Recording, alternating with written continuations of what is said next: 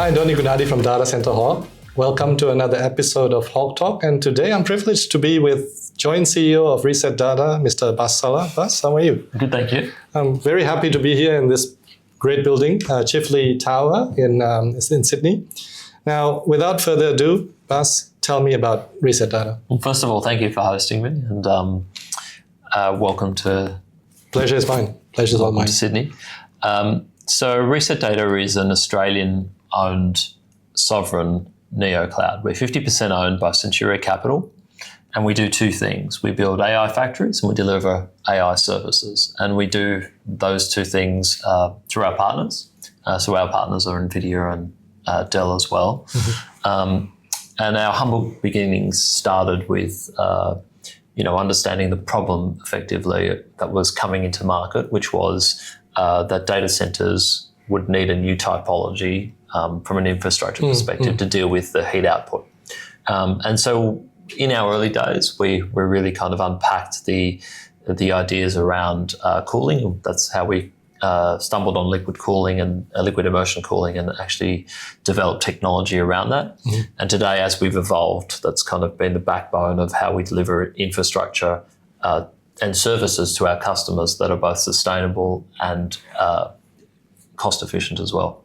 Mm-hmm. I think that's very relevant in today's development of data centers. Yeah. Absolutely. Mm. So thank you for that, Bass. Now, this year, I think the word AI factory has been heard a lot, in publications, articles, etc. And it's probably overused, and people have maybe have different interpretation. Now, for the benefit of myself, even as well as for the viewers, right?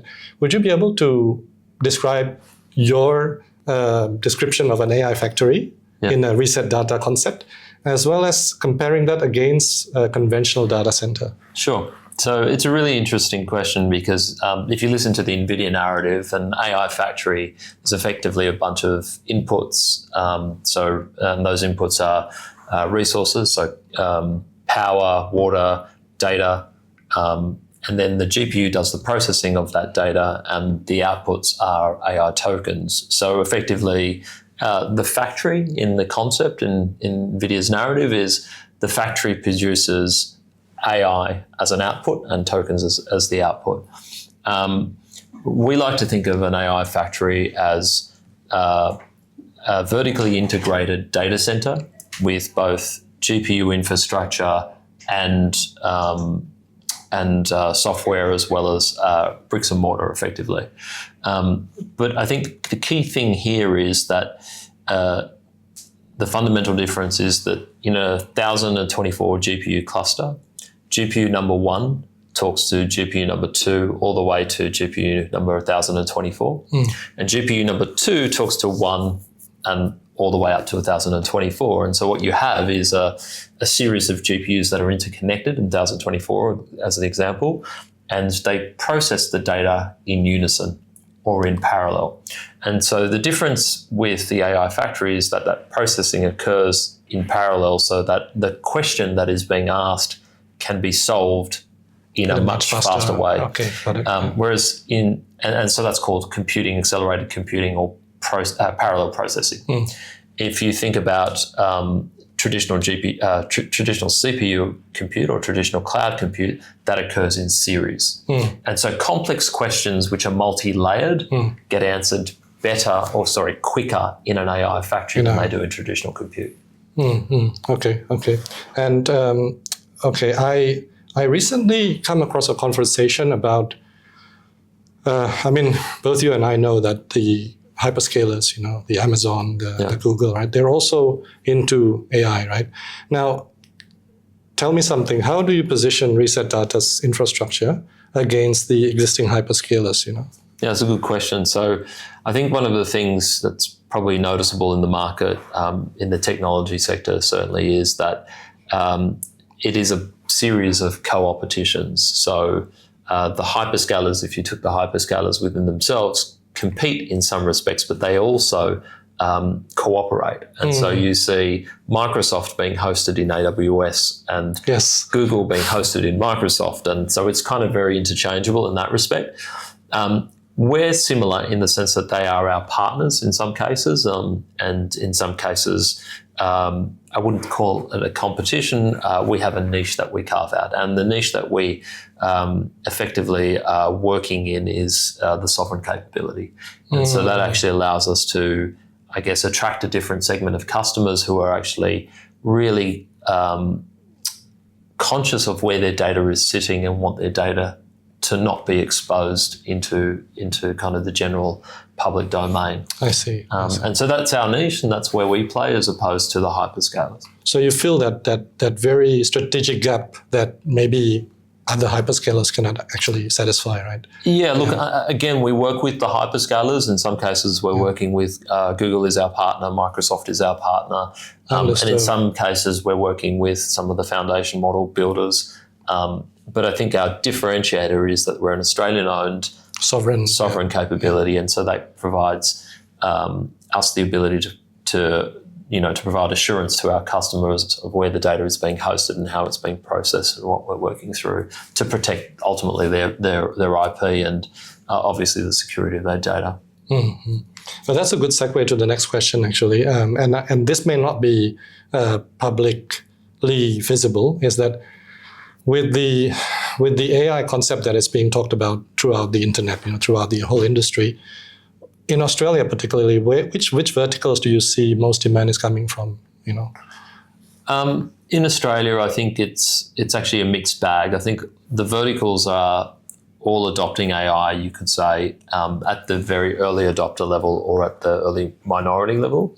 And so we're not seeing necessarily one vertical being adopted more so than the other. So I'll give you an example. In the healthcare sector, there's obviously really simple use cases which are making a lot of sense, like imaging, in terms of radiology imaging and creating value out of scans, etc. But there's other areas of the healthcare sector where it's highly regulated. It's actually quite difficult to apply artificial intelligence to. Similarly, if you think about law, because of the corpus of information that's publicly available, AI is very easy to adopt across that publicly available information. But in other cases, it's actually quite complex where it becomes more about the confidential information of the customer or the client, and so it takes more time. So we're seeing, I guess, early adoption over easy use cases across all the sectors, with probably outlier being government late to adopt because of compliances and regulations. So that is one area where we're probably seeing a laggard kind of approach compared to the industry sectors. I see.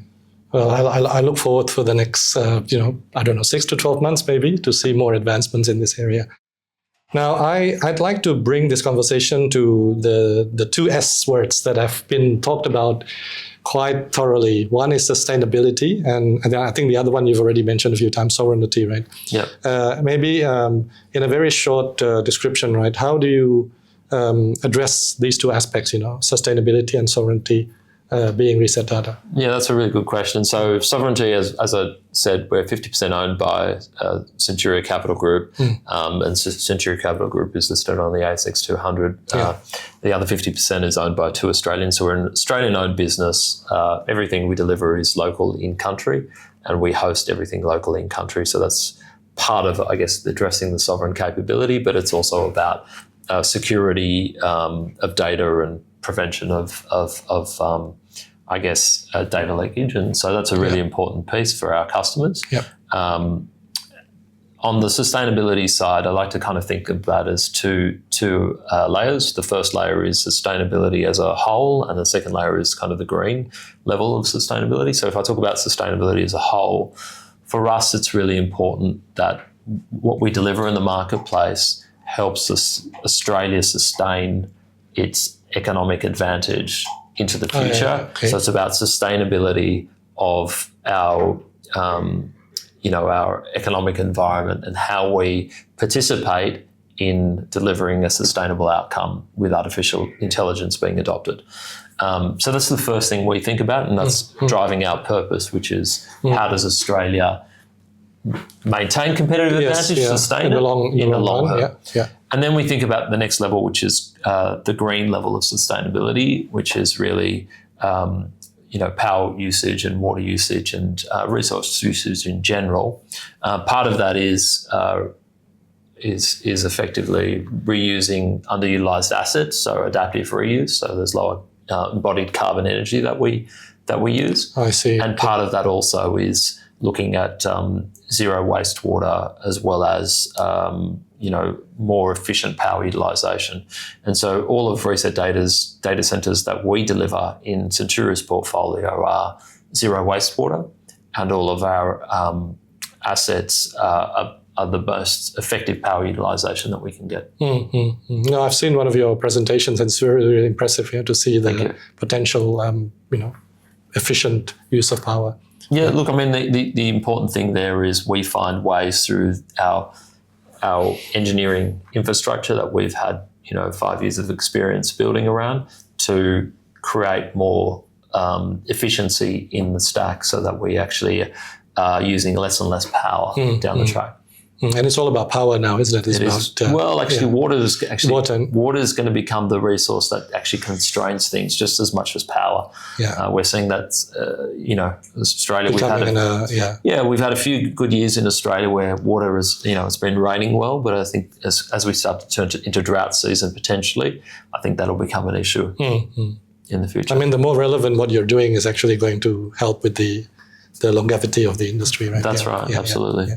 So in closing, Bass, there are two more questions which I think a bit controversial usually. Usually I put this towards the end, right? And I'll do two together at the same time so you can answer it together. One is, I don't know if you are, but if let's say you were in a position that you can actually advise government on certain rules or regulations or policies, what would be one or two policies that you would suggest to the government in order to accelerate the deployment of AI infrastructure in Australia? And then the second part of the question is that when or if and when you have the opportunity to speak to all the businesses out there, is now the right time to hop onto this AI stuff? Or, because there's a lot of, depending on who you talk to, there are some skepticism. They say that, oh no, I'll wait, and I'll wait until it becomes a bit more mature. Yeah. So when is actually the right time? And please help the industry and help myself also to understand this. They're very good questions, a very common question I get, and certainly the second one. Yeah. Just in terms of government, I mean, this is a great opportunity for the Australian government to foster the AI community so that the local AI sector can actually, I'm not going to say compete with the big tech, but work with or collaborate with big tech. What happened in the first cloud era was we saw, 3 or 4 big cloud giants come into market, and because of their critical mass, actually take a significant market share. Yes. We see that this is a great opportunity now with the new AI cloud era for there to be more participants and more of that market share going to local cloud players or neo clouds like us. But also that applies to, the downstream value add sectors of software and, other bits and pieces that go with that. The ecosystem, right? The whole AI ecosystem. So government's got this great opportunity to foster a new tech industry and play a role in I guess, igniting a new competitive advantage that Australia can create. On your second question of why should industries or why should businesses adopt AI?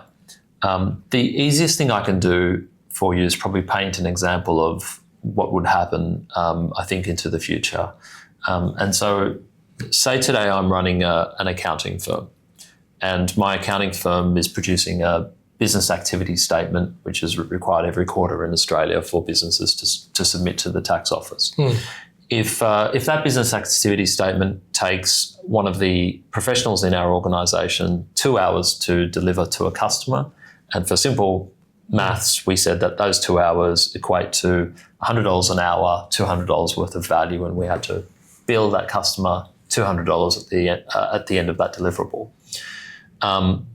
If our competitor was able to use artificial intelligence and bring that down to an hour's worth of professional input, then they could actually bill for $100 worth of value. And what we would see is a market share shift towards more efficient businesses. More efficient, definitely, yeah. And so, okay, if that happened and that new business was to take away some of our market share. And we thought, okay, well, let's now think about adopting AI in our business and get our deliverable down to an hour. Well, guess what? They're probably one step ahead of us, and they've walked away to get it down to 45 minutes. And it's very hard for us to claw back that market share. And so I think the challenge with artificial intelligence isn't a challenge of when to adopt. It's a challenge of maintaining competitive advantage, sustaining it, and potentially growing your market share. And we will see, I have no doubt, the businesses that adopt it early enough and find the efficiencies and the revenue gaining creating methods will win market share away from the incumbents. So I think that's the reason to adopt versus not adopt. Well, thank you. Well, there you go. I think that's very inspiring. And I think I myself, I'm looking forward to having this more widely deployed. And, as a user, being able to make full use of AI. Yeah?